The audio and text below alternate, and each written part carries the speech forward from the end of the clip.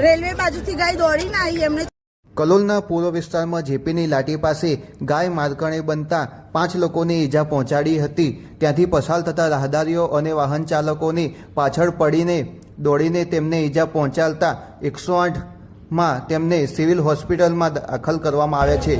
Railway બાજુથી ગાય દોડીને આવી એમને છોડી એવી જ અહીંયા ભાઈ બચારા એકલા હતા, નાની છોકરીને લઈને રહે છે, ઘરવાળી પણ નથી, મા બાપ પણ નથી એના ને એક છોકરો અહીંયા ઊભો જ રહેલો હતો। સારું થી એની છોકરી અંદર જતી રહી ને એક છોકરાને ઉલાડીને ગંડાળામાં નાખી દીધો। ત્યાંથી દોડીને આવી ગાય તો અહીંયા બાઇક વાળો જતો તો એ બાઇક ઉપર એક લેડીઝ પ્રેગ્નેન્ટ બેન હતા, એ બેનને પણ આમ ફેંકી દીધા ને ભાઈને ગાયે પગમાં લઈ ને આરોટી નાખ્યો। તો એ આજુબાજુના બધા જેન્ટ્સ હતા તેમને ભાઈને લાકડીથી મારીને ગાયને મારીને એ ભાઈને છોડાવી લીધો ને પાછી એ ગાય પેછા પૈકી તો એક બેનના આગળ પણ વગાડી નાખ્યું।